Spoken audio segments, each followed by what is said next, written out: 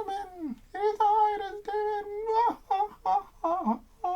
No, I'm just kidding. Okay, so now we're going to do this problem. It's called the nut problem, okay? Okay. So let's read it together, and then we're going to get started. A nut mixture contains peanuts, almonds, and walnuts. Assume that each individual peanut has 3 grams of fat, 6 grams of protein, and 5 of goodness. Assume that each almond has 2 grams of fat, 7 grams of protein, and 6 of goodness. Walnuts, 5 of fat, 8 of protein, and 9 of goodness. And if the mixture as a whole has 120 grams of fat, 263 grams of protein, and 240 of goodness, how many pieces of each nut comprise the mixture? We can see that in this problem, we're going to need 3 equations, one for each of the characteristics, the fat, the protein, and the goodness. And it's going to be 3 unknowns, one unknown for the number of each individual type of nut. And so let's begin by setting up the linear system.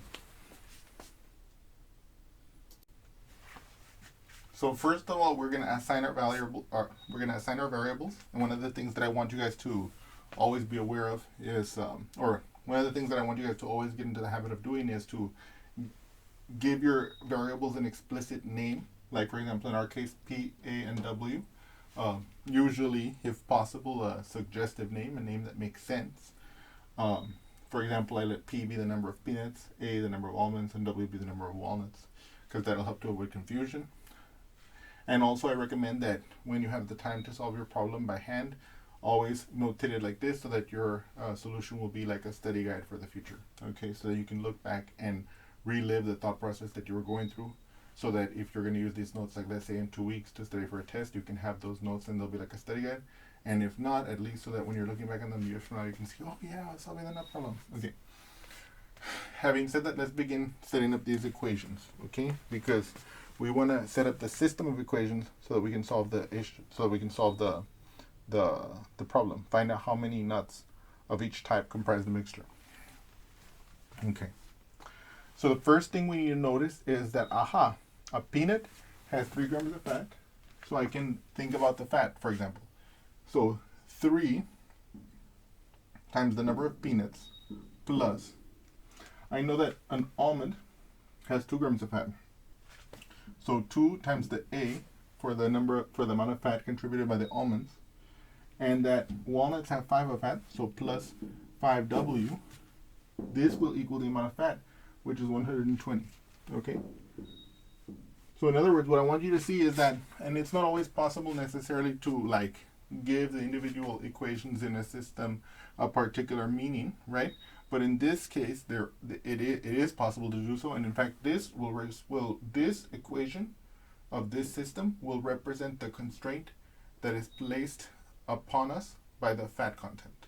We know how much fat each type of nut provides, and we know the total amount of fat. So this must be satisfied to find out the composition of the nut mixture. Now we're going to move on to the protein. We know that we have 6 grams of protein for the peanuts. So 6 times the number of peanuts, P, plus, we know that 7 grams of protein come from each almond. So we add 7 for each almond. And finally, 8 come from each walnut. So plus 8, W gives us 263 protein. Okay? So this second equation is a constraint placed upon us by the protein content of the respective nuts and of the total content of the mixture itself. If this is not satisfied, then the mixture cannot be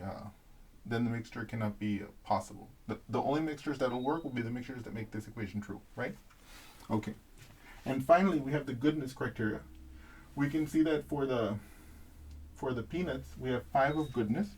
So 5P plus, we have 6 of goodness for the almonds. So 6A. Okay, much better. And then finally, for the walnuts, we have 9 of goodness. So 9W, and that will add up to 240 of goodness total.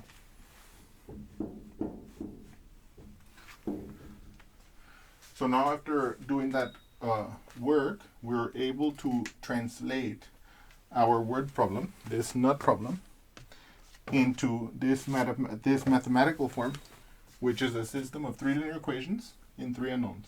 Okay? I now want to make a brief comment, real brief, and I forgot, I don't have a pocket here. The comment I want to make is the following.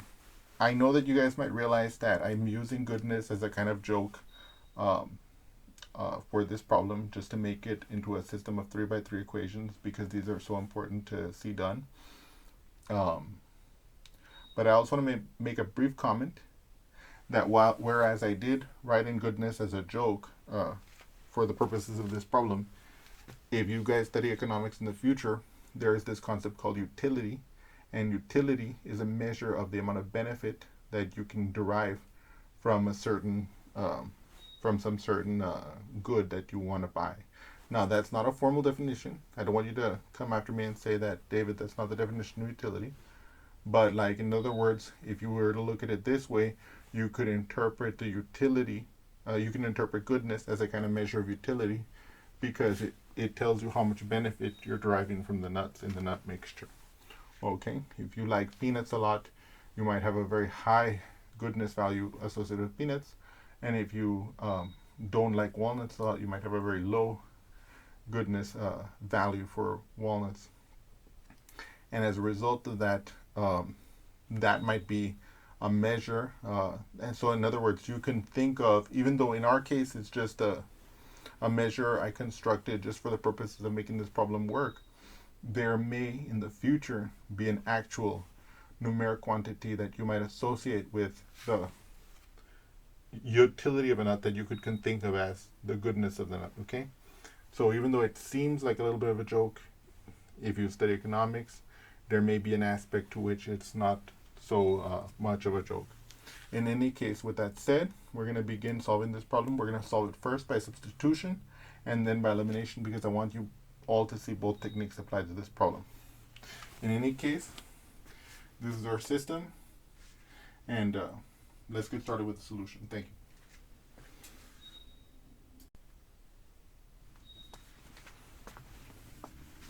Okay, so for our benefit, I have copied our problem, our system of linear equations, to the side, and we're going to begin with the substitution method.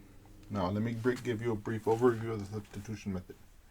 What we're going to do is we're going to take one of these 3 equations, and we're going to use that equation we choose to solve for one of the variables in terms of the other.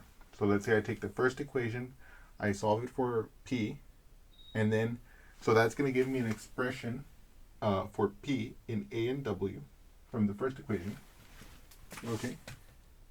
And since I used that equation, and since I used the first equation to make that expression, I'm going to substitute that expression for p into the second and third equations of our system. Okay. And in general, if I use one of the equations to get the expression of a variable in terms of the other variables, I use that expression in the remaining equations, not the equation that I solved for. What that does is I now have an equation, I now have a system of 2 equations instead of the original 3. Or if I had n equations originally, I will now have a system of n minus 1 equations, with the variable I substituted for eliminated in that smaller system. And of course, I can continue the substitution process until I remain with one equation with one unknown, for which we can solve a numeric value if such a numeric value exists. Okay. Now, so I know that it was super abstract, but I wanted to give you an overview first of what we're doing, what we're going to do before we do it. Once we do it together, it'll make a lot more sense what's happening. So the first thing I'm going to do is I'm going to solve one of the variables for a number, and I'm going to choose to solve the first equation for p. Okay, there are occasions when there's an easier choice, but this is not one of them. And by an easier choice, I mean, like, let's say it was p plus 2a plus 5w, and I could just subtract those down with p by itself, and it would be very nice. But sadly, that's not the case here. Okay, but so stick with me here. So from the first equation, okay, what do we get? We get 3p plus 2a plus 5w equals 120. Okay, I want to get the p by itself. So what I'm going to do is I'm going to subtract the 2a to the other side, okay? And I'm going to subtract the 5w from to the other side as well, okay? So now, what am I left with? On the left-hand side, this is gone, this is gone.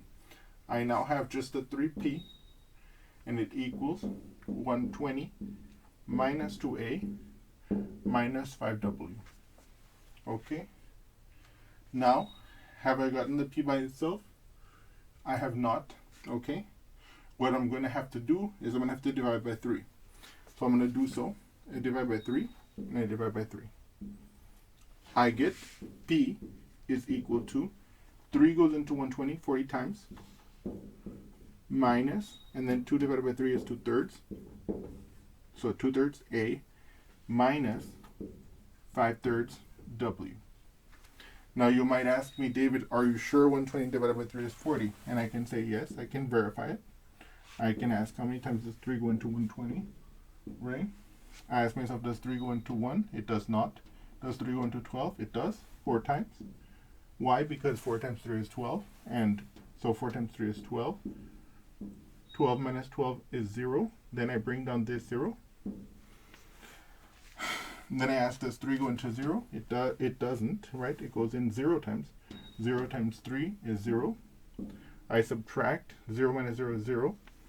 And then, since there's no further numbers to drop, it terminates, and I have 40, in fact.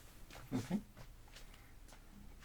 And of course, 2 divided by 3 is 2/3. 5 divided by 3 is 5/3. And this one's, and because we're dividing by positive, none of the signs change. A positive divided by a positive is positive, a negative divided by a positive is negative, and a negative divided by a positive is negative. So the signs don't change. And so what we're left with is this expression for p, which we derived from the first equation.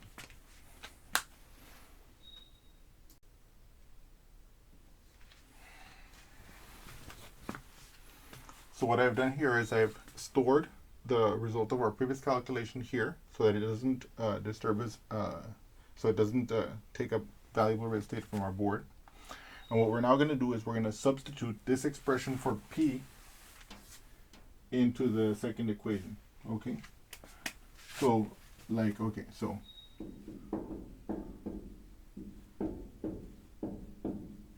from the second equation, we get 6 times what? 6 times p. Well, what is p? For us, p is going to be represented as 40 minus 2/3 a minus 5/3 w. So 40 minus 2/3 a minus 5/3 w. That's the p. Plus 7a plus 8w equals 263. Okay. So now, what we're going to do is we're going to simplify this equation as much as possible. Okay? Okay. So now, I ask myself, what is 6 times 40? 6 times 40 is 240. Let me show you that here. Okay? 6 times 0 is 0. Okay? 6 times 4 is 24. Okay? So that's 240. Now, this is a positive 6 times a negative 2/3 will be negative. 6 times 2 is 12. So it'll be 12 over 3. Okay? And of course, that will simplify to 4. Okay? But we'll get to that in a moment. Now, 6 times 5/3, that will be minus 30 over 3. So that'll break down to 10. Okay? W. Now, how does that happen?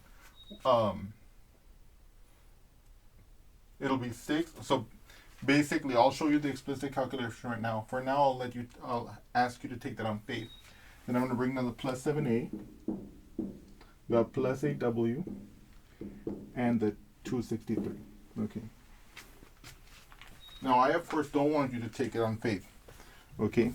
But I just wanted us to get that written, and then I'm going to show you explicitly how I carried out those calculations, because I know a lot of my students have difficulty with fractions, and I want to take every opportunity I can to reinforce the procedure for calculating with fractions because they're so valuable. Okay, so let's look at this together. I know a positive times a negative is a negative, okay? So I know that that sign is going to be the right one. But what is 6 times 2/3? Okay, that's the real question. So 6, the number, times the number 2/3, okay?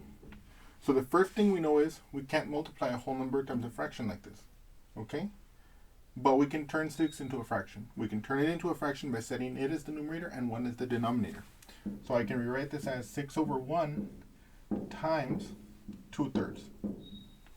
Okay? Now we're talking. How do we multiply a fraction?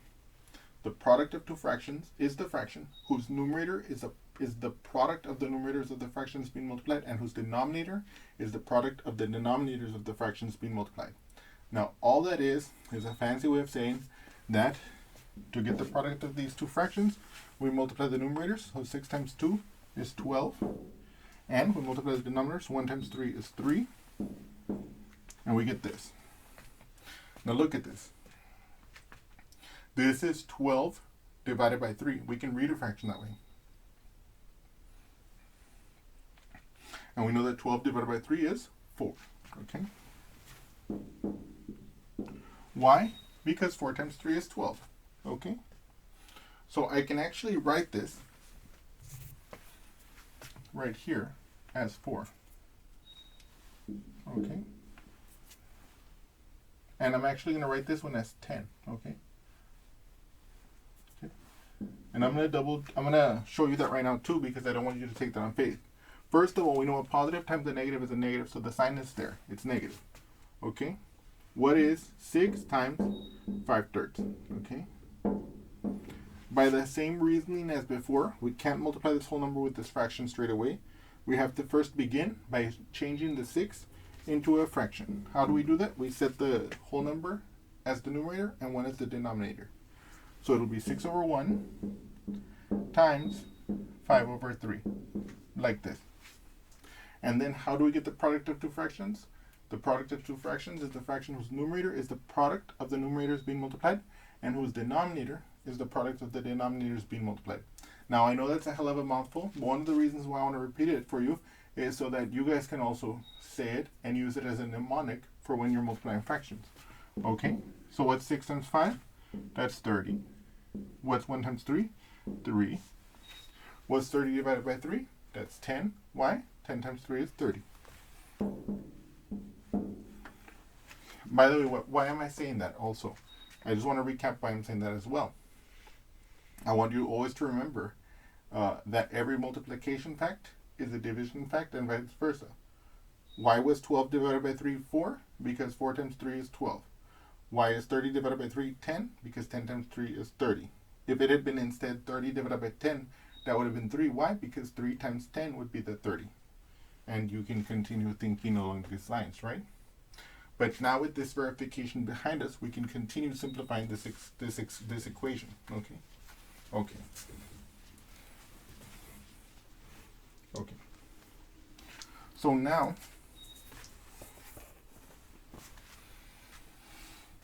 what I want to do is I want to combine the like terms. So first of all, I want to get this 240 to the other side. Minus 240, minus 240. Okay? Now here I have negative 4a and positive 7a. That'll be 3a on the left-hand side, right? Because they're on the same side. We don't have to move them. Here I have negative 10w. Here I have 8w plus 8w. The negative 10 has a bigger absolute value than the positive 8. So the result will be a negative 2w. And then 263 minus 240, that'll be 23. Okay? Let me double check that for you here. If I look at this here, 3 minus 0 is 3. 6 minus 4 is 2. 2 minus 2 is 0. Okay? And so look what just happened here. What just happened is we took the second equation from our original system, and by substituting in our expression for p in terms of the remaining variables, we arrived at an equation that has no longer any p among its variables, okay? And so this will be the first equation of our new system, okay?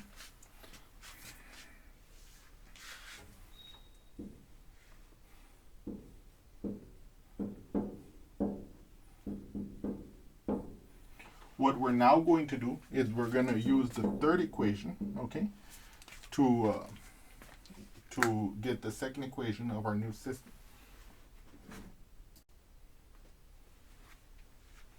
So now we're going to use the third equation, which is this one here, okay, and we're going to substitute our expression for p into the p of this equation. So we are going to have 5 times p, but what is p? It is, in fact, 40 minus 2/3 a minus 5/3 w plus 6a plus 9w equals 240. Okay. Now, in order to make this next calculation as easy as possible and to take advantage of the foresight as much as possible, I'm going to carry out the 3 calculations we need first, and then we're going to use them. So first of all, what is 5 times 40?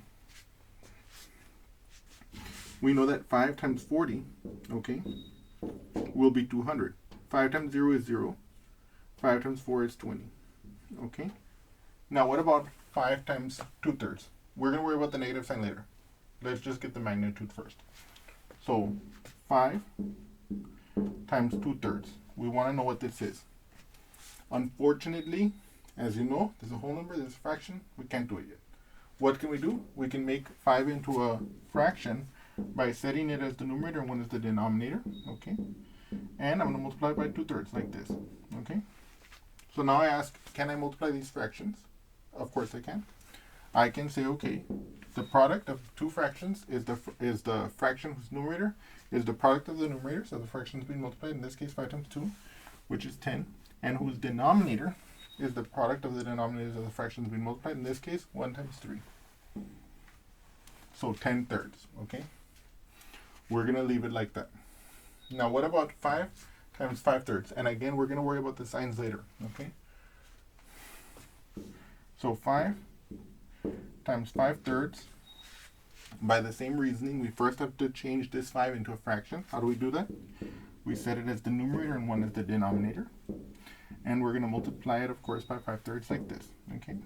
Okay. So now, and again, how do I get the product of these fractions? Of these 2 fractions? I get the product of these 2 fractions by setting the numerator of the product to be the product of the numerators of the fractions being multiplied, 5 times 5, which is 25. And to set the denominator of the product to be the product of the denominators of the fractions being multiplied, in this case, 1 times 3. Okay? So now we're prepared to do this problem. So I'm going to distribute first. I'm going to distribute. So 5 times 40, we already saw that that's 200. 5 times 2/3 is negative 10/3 a. Okay. We saw that 5 times negative 5/3 will be minus 25 over 3 w from here, and then plus 6a plus 9w equals 240. Okay. Okay. So we remember that. What does the distributive law say? It says, what does the distributive law say? It says that if we have a parenthesized expression and we have a number multiplying that expression, then that number multiplies each individual constituent. And what we did here was just some work that would allow us to not take anything on faith and to see what we needed to see in the next step. Okay? So now we're going to move forward from this. Okay?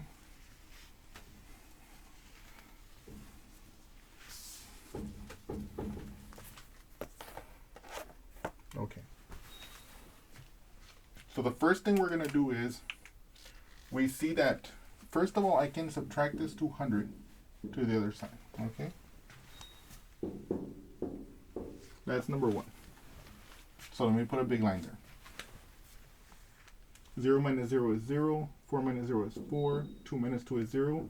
So I bring down my equal sign. What is at issue now is what's going to happen on this left-hand side. Well, I have this a term here, this a term here, and then I have this w term and this w term here. Okay? and I have to combine these terms because they're on the left-hand side. By the way, those squigglies that I wrote underneath have no mathematical meaning. They're just a way of me saying that this one is alike with this one, and that this one's alike with that one, and that we're going to have to handle them. Now, in order to combine these like terms, for example, what I need to do is I'm going to combine the coefficients, okay? So I'm going to do the scratch work for that here. What is negative 10/3, okay, plus 6, okay? That's my question, okay? Now, the question must then become, can I add these two? Not directly. Why? Because the 6 is not a fraction. So we're going to have to fix it. How am I going to make it into a fraction? By setting it as the numerator and 1 is the denominator. Okay, so it'll be negative 10/3 plus 6 over 1. Okay? But now we have to face another problem. Because we have to ask ourselves, can I add them yet? No. Why? Because they don't have the same denominator. Aha, we're going to fix that. In this case, because this fraction has 1 as the denominator, I can easily just play with that one to get it into the right form to add these. What do I mean by that? So for example, here, I ask myself, what times 1 gives me 3? Aha, 3. Right? So I multiply the bottom and the top by 3, and I get the following. I get negative 10 over 3, which is this one, plus 6 times 3 is 18. 1 times 3 is 3. And what is, now that they're on the same denominator, I can add them by adding the numerators and keeping the denominator. What's negative 10 plus 18? 8. Positive 8 over 3. Okay?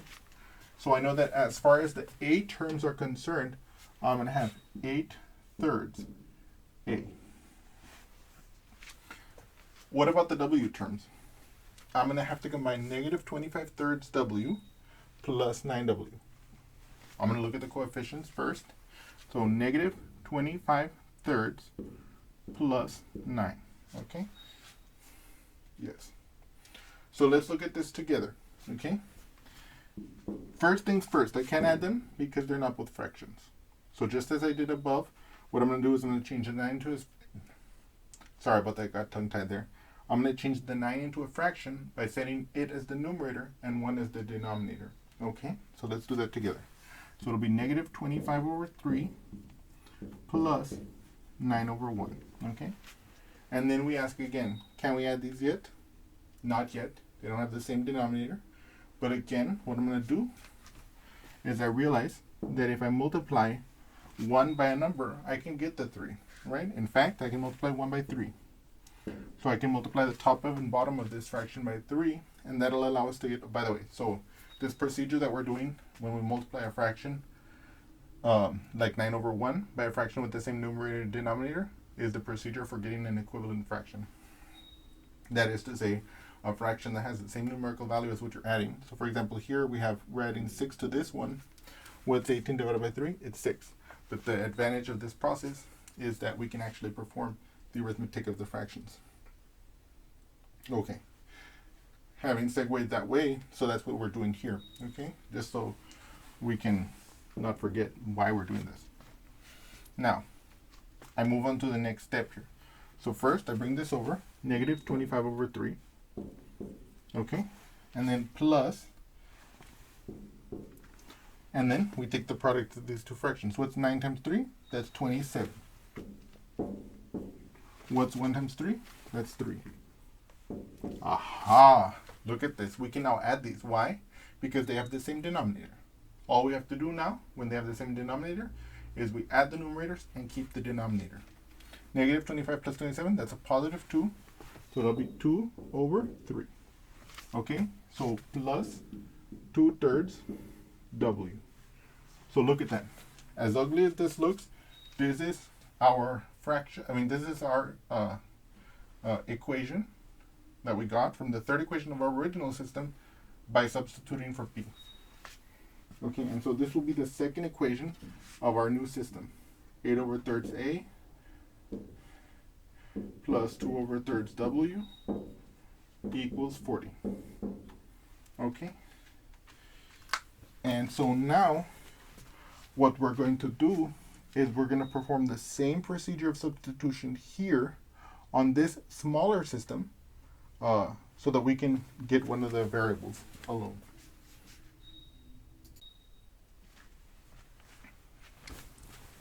In other words, let me just recap a little bit of where we were going to and what we've done so far.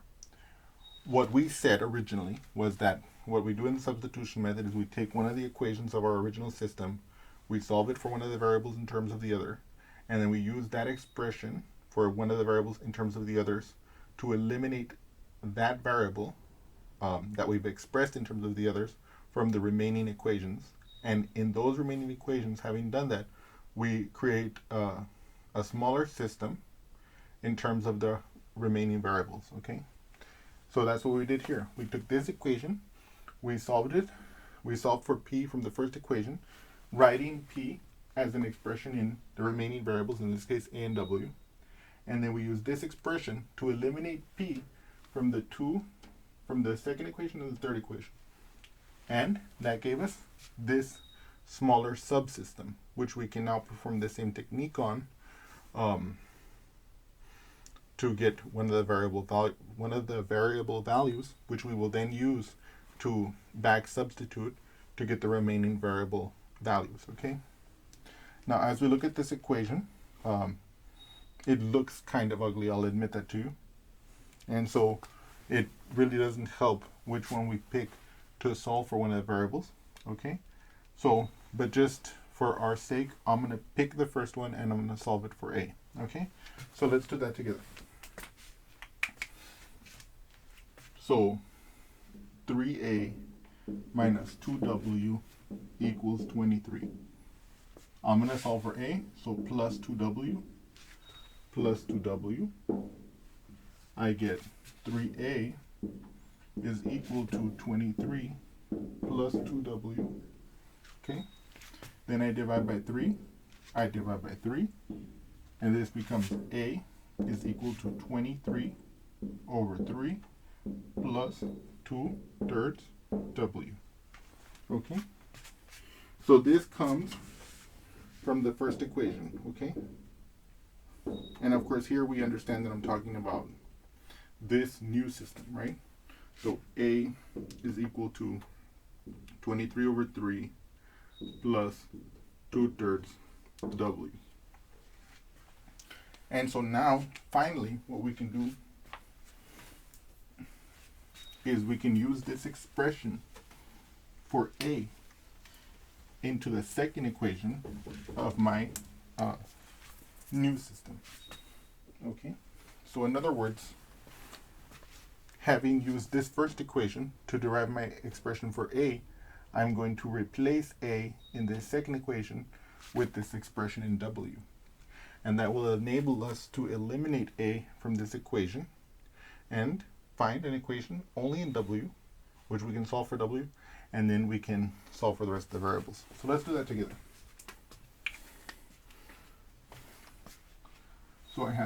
So this is the equation, 8/3 times a. But what is a?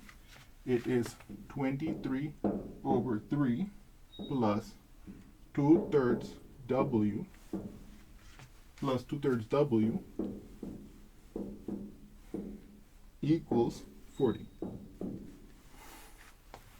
So now what we have to do is we're going to have to multiply this times this and this times this because of the distributive law. Well, so let's do that together here to kind of have these numbers ready so we can plug them in over there. So first of all, what is this first multiple? What is this first product rather?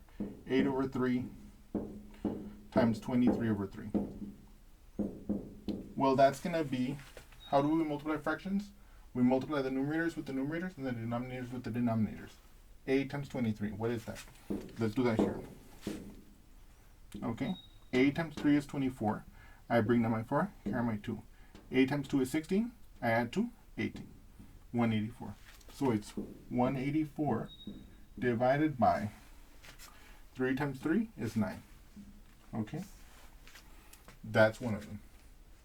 The other product we're going to need is, what is 8/3 times 2/3? 8/3 times 2/3 will be the product of two fractions is the fraction whose numerator is the product of the numerators of the fractions being multiplied, in this case 8 times 2, which is 16, and whose denominator is the product of the denominators of the fractions being multiplied, in this case 3 times 3, which is 9. And you can see therefore that I can rewrite this expression as follows. So 8/3 times 20/3 is 184/9. 8/3 times this will be plus 16/9 W, because 8/3 times 2/3 is 16/9, and then we just affix the W, plus 2/3 W equals 40. Okay.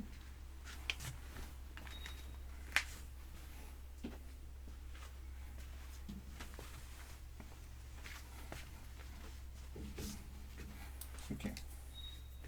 So now the question becomes, or now we just have to simplify, but what I want you to realize here is that now this is an equation in just W. Okay. So first what we're going to do is we're going to subtract this 184/9 to the other side. So minus 184/9 minus 184/9. Okay. Okay. So now, what is 40 minus 184/9? Well, the first thing is we can't subtract them. This one is not a fraction, right? But I can make it into a fraction by setting it as the numerator and 1 is the denominator. So this is the same as 40/1 times something, right? We're going to need to multiply by something, minus 184/9. We're going to need to multiply by something because we need to force the denominators to be equal. In this case, since the denominator here is 1, I ask myself what times 1 will give me 9. Aha, 9 times 1. So this is going to be, I'm going to multiply the top and bottom by 9. And so now the question becomes, what is 9 times 40? Well, if I take 9 times 40, that's going to be 9 times 0, which is 0. 9 times 4, that's 36. So it's 360. So I can rewrite this fraction, this product of fractions, as 360/9 minus 184/9. And so now finally we're at a position where we have the fractions that are being subtracted with the same denominator. So the only thing that remains to do is to subtract the numerators. Okay? So now I want to ask myself, what is 360 minus 184? Let's do that together. So first of all, can I take away 4 from 0? Of course not. 0 doesn't, you cannot take away anything from 0. 0 is 0. So what I have to do is I have to borrow. This will become a 5, and this will become a 10. Can I take away 4 from 10? Indeed. 10 minus 4 is 6. Can I take away 8 from 5? Of course not. 5 is too small. So I have to borrow from this 3. This becomes a 2. This becomes a 15. 15 minus 8, that's 7. Okay? 2 minus 1 is 1. So what I can see is that the 40 minus 184/9 is 176/9. Okay.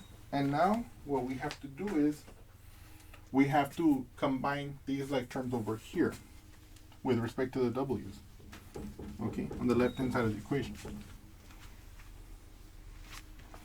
Okay, so I need to ask myself, okay, what is 16/9 W plus 2/3 W? In order to do this addition, what I'm going to have to do is I'm going to have to add the coefficients. So I'm going to do that here. So 16/9 plus 2/3. Now, obviously here, neither of the fractions has denominator 1, so it's not going to be as easy. Usually, whenever we're adding two fractions with different denominators, we usually have to multiply both of the fractions by something. But what I can see here is that I could multiply this fraction, the 2/3, by 3 on the bottom, and I would get 9. So this is one of those cases where because one of the fractions has a denominator that's a multiple of the other fraction's denominator, we only have to multiply one of the fractions by a fraction that equals 1 to get the equivalent fraction. Okay? And in particular here, as I was mentioning, I'm going to multiply the 2/3 by 3/3. Because by doing so, I will make a denominator of 9, and hence I'll be able to do this addition. Let's do that together. So 16/9 plus 2/3 will equal to 16/9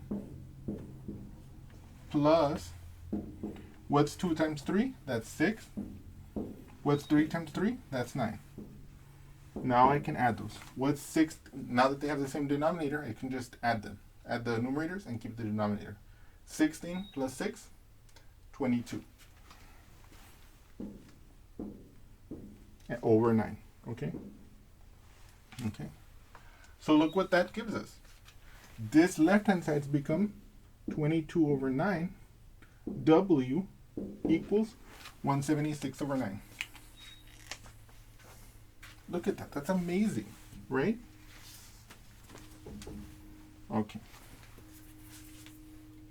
See, literally, I'm at the point now where I'll be able to do the final part of the solution. Okay? So I have now 22/9W equals to 176/9. How do I get the W by itself? Well, it's being multiplied by 22/9. So it stands to reason. What do we do to solve it? We do the opposite. If it's being multiplied by 22/9, we divide it by 22/9. And if we divide that by 22/9, we also have to divide the right-hand side by 22/9, because whatever we do to one side, we do to the other. But now this brings up an important fact. And that, well, let me first notate what's about to happen here. Here, this goes away, right? So I'm left with W equals to 176/9 divided by 22/9. Okay, and I also want to notate, I also want you to realize here that whenever I'm dividing two fractions like this, I always notate the parentheses to delineate the top fraction and the parentheses to delineate the bottom fraction, so we don't get confused about which fraction is which, you know, because that can be problematic. Okay, that's just a little important thing. Now, I want you to keep this in mind because this is what we're about to calculate. So what I want to remind you of is the fact that whenever we divide by a fraction, we multiply by the reciprocal. So here I'm dividing by the fraction 22/9. So this expression for W, so let me point out first, we've solved for W already. Now it's just a matter of simplifying it. So as we notated here, whenever we divide by a fraction, we multiply by the reciprocal. We're dividing by the fraction 22/9. So we're going to multiply the 176/9 by the reciprocal, which will be by the reciprocal of the denominator, which will be 9/22. And so now it's just a question of solving this, okay? So now here, we know that if we have a 9 on the bottom and a 9 on the top, those go away. So this simplifies to 176/22. Now I can start simplifying it in multiple ways. One way is I could divide the top and bottom by 2, and that would give me what? 88/11, and then that would give us 8, right?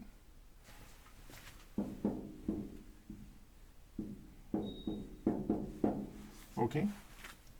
Another way I could have done it is I could have done long division. I could have said, okay, 176/22, that would be the same as 22 goes into 176. And I could have said, okay, David, I'm going to make a multiplication table for 22. Okay.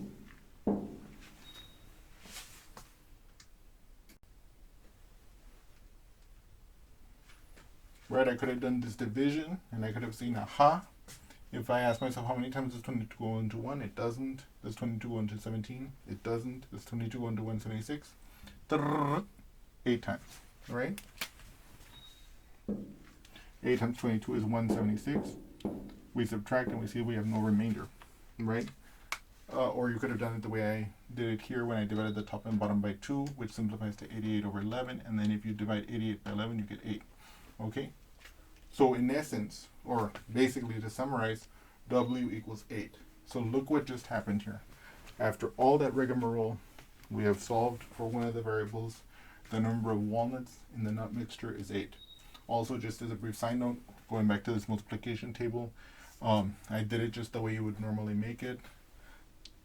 22 times 1 would be 22, and then I add 22 each time to get the rest of the table. Okay, and so now we're going to proceed to the back substitution. Okay, so let me notate what I've gotten here. W equals 8. Okay.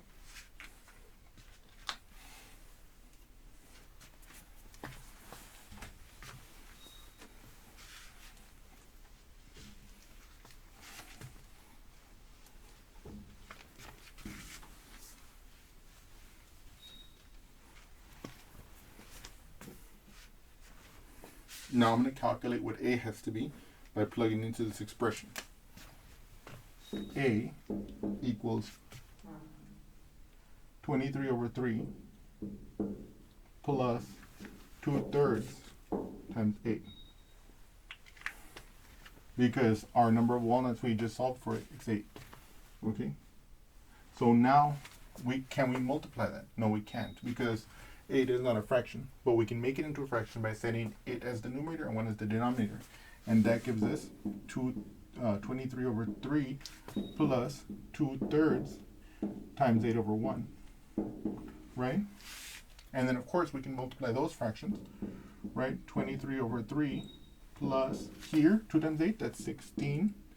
3 times 1 is 3. Now we have the same denominators. We can add the numerators.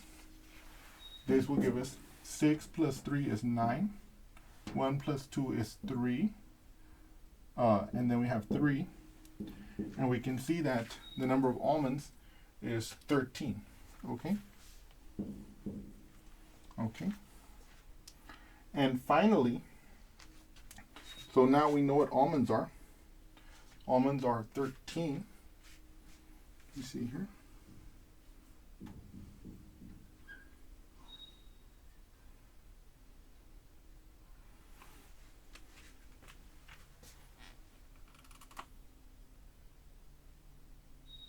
And now finally, we're going to plug it into the peanut equation to find out how many peanuts there are.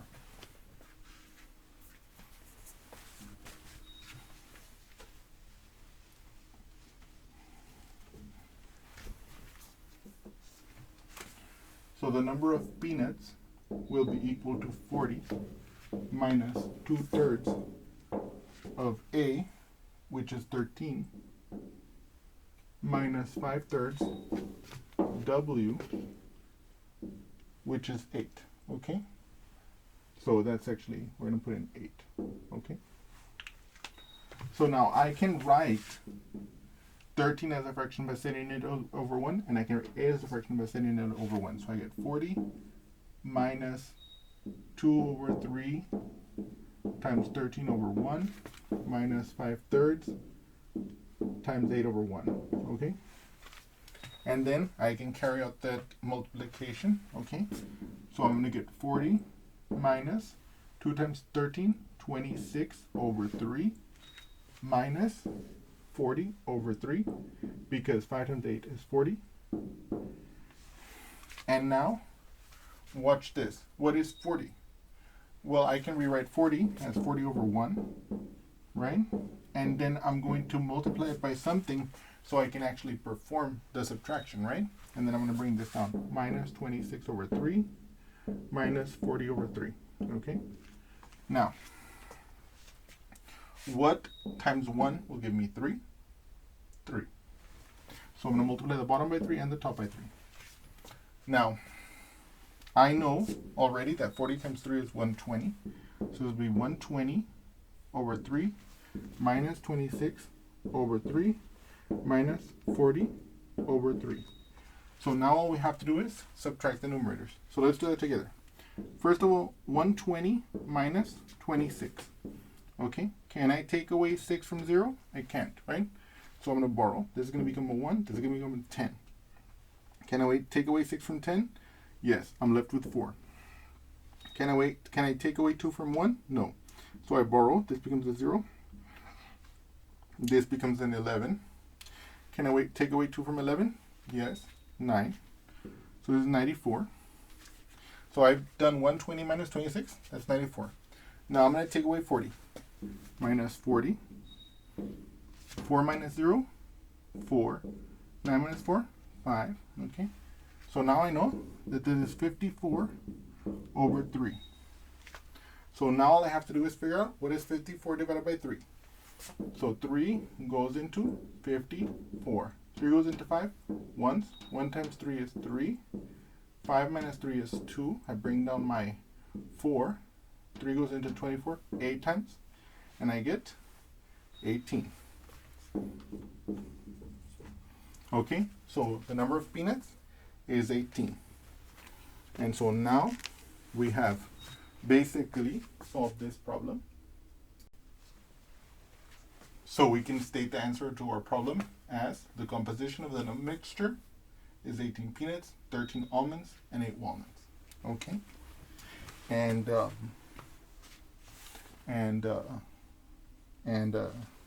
we can test it if you wanted to test it. Okay?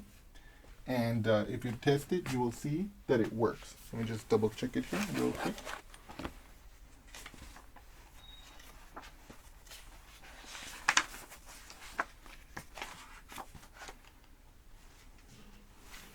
Yes. So for example, if you plug in 18 for P, 13 for A, 8 for W, and you evaluate this expression, you will get 120. And the same thing here, you'll get 263 if you evaluate it with these numbers, and the same thing here. And so that means that this is the solution to the system. Okay? Now, because this video has gone so long, I'm not going to do the elimination in this video, but I'm going to attach it as a separate video to follow this one, so that you can also see me solve this solve this system with elimination. Because again, I want you guys to see both techniques. I want you guys to be good at both techniques, okay? And in any case, I hope you've enjoyed this example, and I'll see you again soon. Thank you so much.